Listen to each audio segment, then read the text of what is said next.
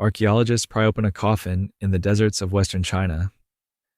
The body inside is about 2,700 years old.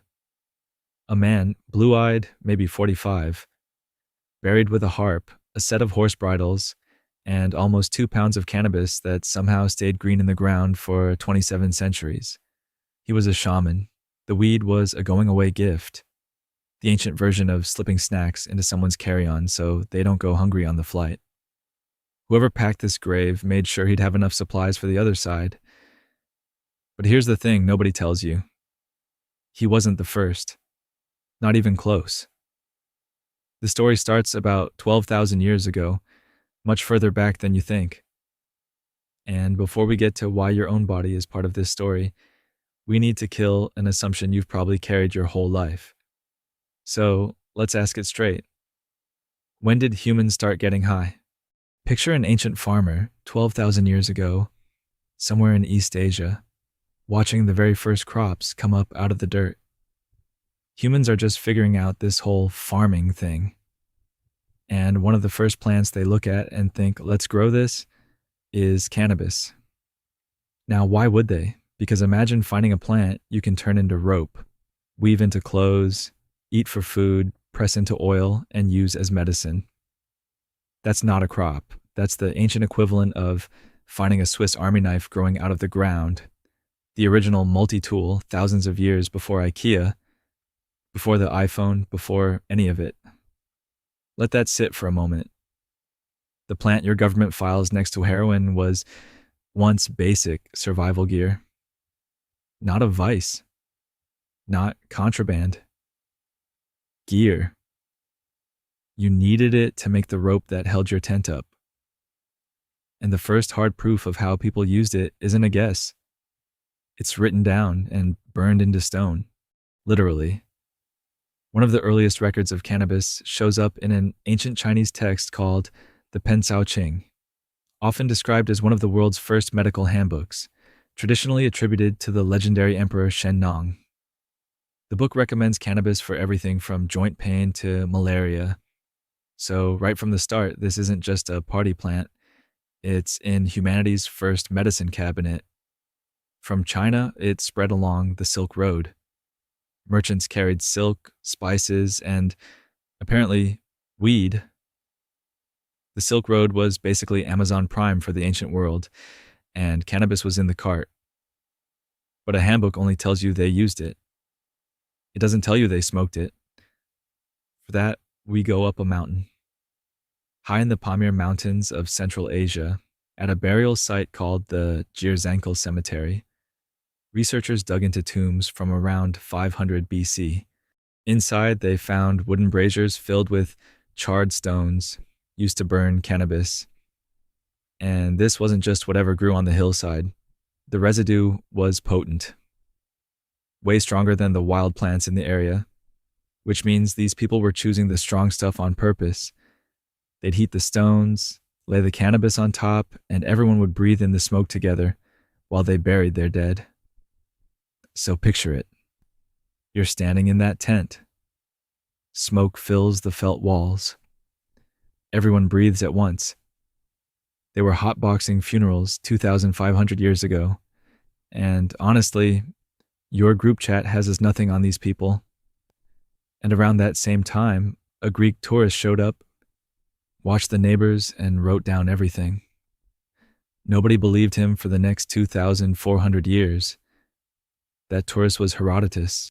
Traveling through Central Asia around 440 BC, he ran into a group of nomads called the Scythians, legendary warriors who rode horses, carried bows, and were very, very enthusiastic about their smoke sessions. Herodotus watched them set up small tents, toss cannabis onto red-hot stones, and breathe in everything that came off. His exact words, it smolders and sends forth such fumes that no Greek vapor bath could surpass it.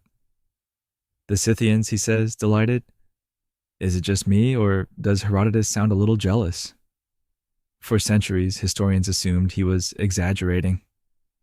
Then in 1947, a Soviet archaeologist named Sergei Rudenko excavated frozen tombs in Siberia the Pazyryk burials, sealed in permafrost for over 2,000 years. Inside, tent frames, heated stones, cannabis seeds. Exactly what Herodotus described. He wasn't making anything up. Absence of evidence had never been evidence of absence. They just hadn't dug it up yet. Then, in 2013, a Scythian tomb in the Caucasus turned up gold cups, and the residue inside held cannabis and opium. Ancient warriors mixing drugs out of solid gold. Respect. So here's the obvious question. Why did every culture that touched this plant decide to keep it?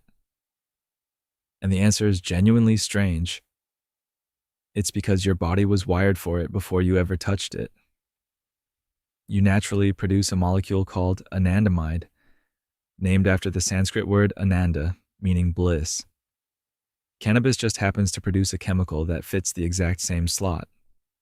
The CB1 receptor, like a spare key to a lock your body already had. Researchers call this the match between your own endocannabinoid system and the plant. It's basically a factory-installed app you never downloaded. So, what did people do with that key? Everything. Halfway across the world, in India, they weren't just using cannabis, they were worshipping it. One of their oldest sacred texts, the Atharvaveda, lists it as one of 5 sacred plants. Lord Shiva, one of the biggest gods in Hinduism, is called the Lord of Bhang, after a drink made from cannabis leaves and milk. The story goes that after Shiva swallowed a poison that could have ended the world, it was Bhang that brought him back to calm. People still make that same drink during Holi and Shivaratri, almost 3,000 years later. In China, around 200 AD, a physician named Hua Tuo mixed cannabis with wine, gave it to his patients, and performed surgery while they felt nothing. 1,800 years before modern anesthesia had a word for it. He was an anesthesiologist before hospitals existed. And in the Congo, a warlike tribe found cannabis and did the opposite of what you'd expect. They stopped fighting, renamed themselves the Banarayamba, the Sons of Hemp, and called their territory Lubuku, which means friendship. Their greeting became Moyo. It meant 2 things at once, hemp and life. One word for both, because to them there was no difference. It wasn't addiction. It was a key meeting a lock, over and over in cultures that never met each other. Medicine, worship, peace. Same plant, same wiring, same answer. Now, to be clear, this isn't a harmless wonder plant story. Modern research flags real risks, especially for developing brains. But for 12,000 years, the human verdict was overwhelming. Keep it. Which makes what happened next genuinely strange. By the time Europeans colonized the Americas, hemp had been a backbone crop for centuries. Ships ran on it. Rope, rigging, sails. The entire age of exploration was partly held together by cannabis fiber. So, when settlers reached the New World, the Virginia Assembly didn't ask farmers to grow hemp. It passed a law making it mandatory. Not encouraged, required. That's how essential this plant was. Then everything flipped. In 1930, a man named Harry Anslinger became head of the Federal Bureau of Narcotics, a job he held for 32 years. Anslinger tied cannabis to Black Americans, Mexicans, and Filipinos. He went after jazz musicians, even personally targeting Billie Holiday. He stopped calling it cannabis and started calling it marijuana because the word sounded foreign. And scaring people was the whole point. He kept a folder of made-up crime reports. In 1937, the Marijuana Tax Act passed. In 1970, Nixon put it on Schedule 1, the same category as heroin. A plant older than writing was now, legally, one of the most dangerous things on earth. Let that absurdity land. So, when did humans start getting high? About 12,000 years ago. When did it become a crime? Basically yesterday. And years later, Nixon's own advisor, John Ehrlichman, said something that put it all in context. In a 2016 interview, and some do dispute how to read it, he claimed the administration wanted to go after anti-war protesters and black communities, so they tied marijuana to one group, heroin to the other, and criminalized both, arrest whoever they wanted.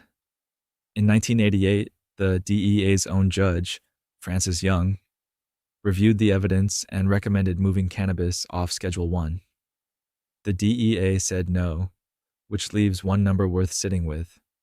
Cannabis has been part of human life for about 12,000 years.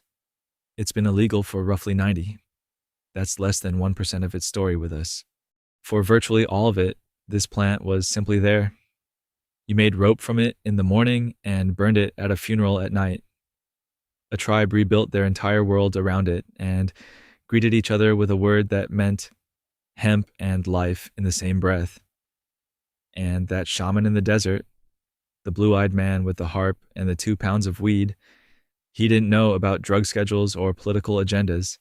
He just knew the plant did something worth keeping. And the people who loved him made sure he'd never run out. That same molecular lock is in you right now, installed about 12,000 years before any government had an opinion about it. The plant didn't change. We did. The lock is still in you. So here's my question. Should something humans used for 12,000 years still sit on Schedule 1 next to heroin? Tell me in the comments. I actually read them. And if you want the half of this story we didn't have time for, the cultures, the tombs, the science still being dug up, the next video is right there. Click it.